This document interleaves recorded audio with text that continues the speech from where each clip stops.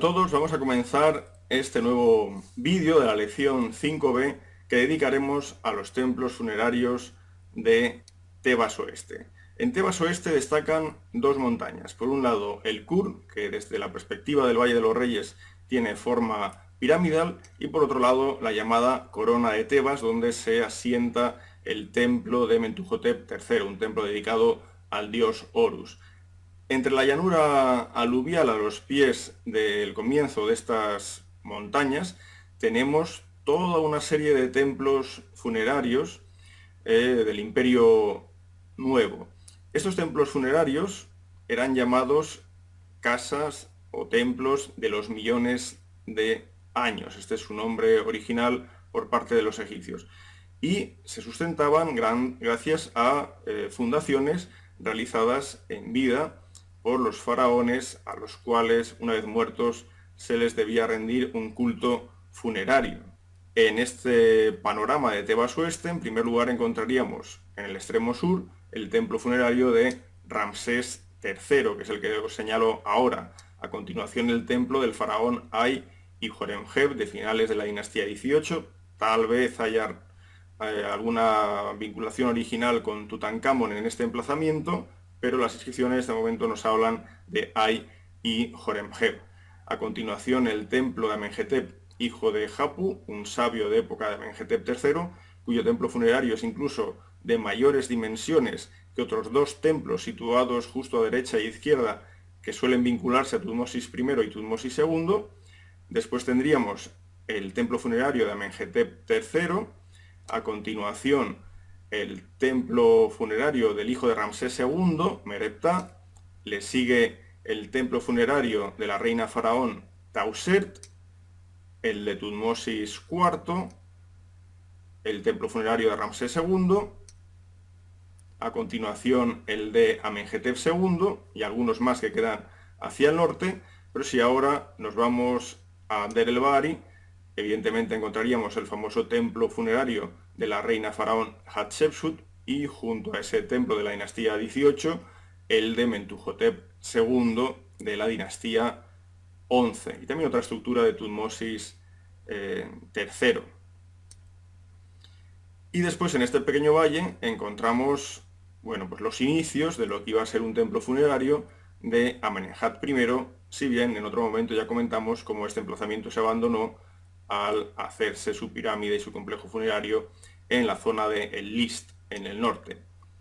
En este mapa podemos observar bien cuál es la posición de los templos funerarios rodeados de todas estas necrópolis tebanas. Los templos funerarios, si nos fijamos, se sitúan en su inmensa mayoría en la zona desértica, no en la parte verde de la llanura aluvial, por dos razones básicas. Por una parte, porque la llanura aluvial es una zona peligrosa para la arquitectura, en el sentido de que todos los años se ve sometida a una inundación que haría flaquear los cimientos de estos templos. Y por otra parte, porque la llanura aluvial es la zona cultivable, con lo cual sería ilógico construir en esta zona en detrimento de los cultivos. Sin embargo, sí que hallamos un templo en la llanura aluvial, es el de Amenhotep III. El que está situado más al norte, el de Seti I, nuevamente está en la zona desértica. Solo el de Amenhotep III está en la llanura aluvial. De todos los templos funerarios de Tebas Oeste, destaca el de Ramsés III. El nombre del templo de Ramsés III, el nombre original egipcio, es Casa o Templo de los Millones de Años del Rey del Alto y Bajo Egipto, Usermatra Meriamón, en el dominio de Amón al oeste de Tebas. Este nombre bien largo es el original de este complejo que nosotros llamamos Medinet Abu y en el que en otro tiempo estuvo el poblamiento de Yemes. Es una zona arqueológica muy interesante que fue excavada en los años 20 y 30 por el Instituto Oriental de Chicago. Démonos cuenta que los muros perimetrales de este complejo nos están marcando una superficie de 210 por 315 metros de lados, es decir, unos 66.000 metros cuadrados de extensión. Y este muro originalmente medía, se conserva bastante bien, pero originalmente medía 19 metros de altura y su base se calcula que era de 10 metros de anchura. Tanto al este como al oeste tenía dos grandes puertas de entrada. Estas puertas, de ellas se conserva bien la del este, y en este caso estaríamos hablando de un portalón de 22 metros de altura que sigue una tipología de tipo sirio. Fijémonos en la foto de la derecha. Está centrada, es una vista cenital de lo que es el templo propiamente dicho. Encontramos en la parte inferior lo que es el pilono de entrada, al que le sigue un primer patio. Después continúa con una segunda estructura a modo de pilono, un segundo patio, y a partir de aquí, tras un pequeño pórtico que no podemos ver en imagen, sí que vemos las bases de numerosas columnas. Esto es una sucesión de salas hipóstilas que nos llevarían a el lugar donde se rendiría culto al dios Amón y también los laterales culto al faraón difunto. Toda esta zona tiene más de 55 cámaras, entre ellas la cámara del tesoro y cámaras dedicadas a otras divinidades. Este es el pilono de entrada del templo, con las características básicas que todos conocemos, nichos para incluir los grandes mástiles de los que penden banderolas, esa especie de ventanitas que en realidad eran los huecos donde se insertaban las grapas de bronce que agarraban los grandes mástiles, y la decoración del faraón destruyendo a sus enemigos, es decir, marcando la destrucción del caos y la supervivencia del orden, ¿no? Este pilono mide 27 metros de altura, 65 metros de longitud, lo cual es una estructura por sí misma realmente impresionante. Pero hallamos más estructuras en el templo funerario de Medinet Habu, como son, por ejemplo, el Palacio Real, que es un palacio simbólico asociado al templo, otros edificios, almacenes, etcétera, que quedarían incluidos dentro del muro del templo, hoy en día prácticamente desaparecido en su totalidad, pero claro, hay otras estructuras que no pertenecen al templo propiamente dicho de Ramsés III, como son las capillas de las divinas adoratrices del dios Amón, mujeres muy importantes e influyentes, en este caso, de la época de la dinastía 25, finales del tercer periodo intermedio, inicios de la época saíta.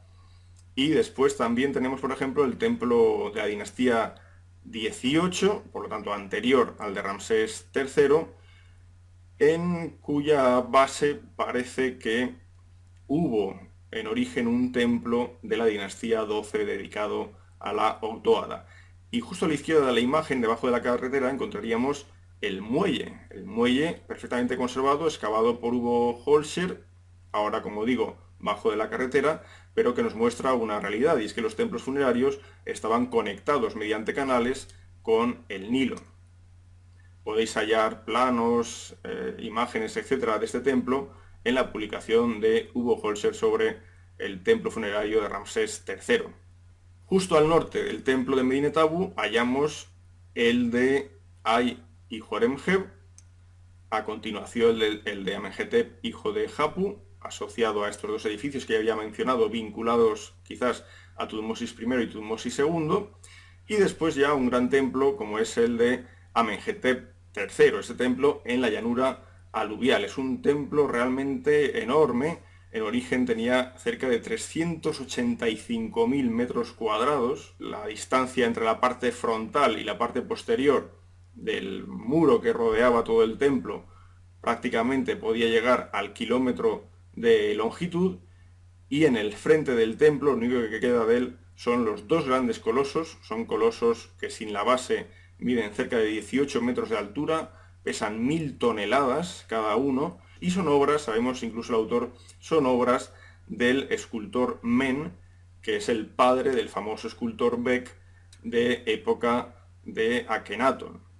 Fijémonos en estas imágenes, son preciosas, ¿verdad? Tenemos los colosos rodeados del agua de la inundación. El dibujo es de mediados del XIX, de David Roberts, y la fotografía también de mediados, en este caso del siglo 20.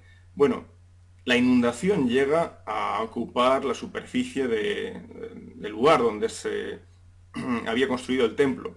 Esto indica que la estabilidad del templo quedaba en entredicho. ¿Por qué a los arquitectos se les ocurre construir un templo en un lugar que presenta tantos problemas?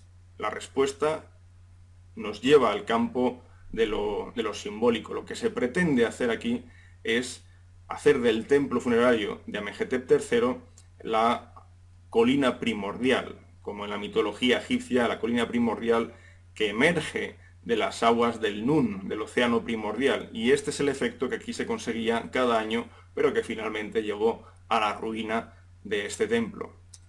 Podéis hallar información del templo en estos dos enlaces que os indico.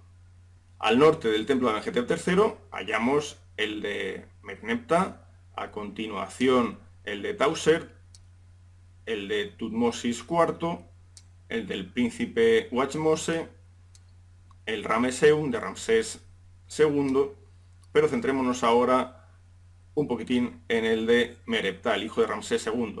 Las estructuras que veis aquí son las básicas de un templo funerario. Primer pilono, primer patio. Segundo pilono, segundo patio, a los que se accede a través de pequeñas rampas. Vamos ascendiendo en altura. Recordad siempre que el Sancta Sanctorum está en una posición más alta, también vinculado al simbolismo de la colina primordial, donde el lugar principal de la colina es obviamente el lugar más alto, es su cima.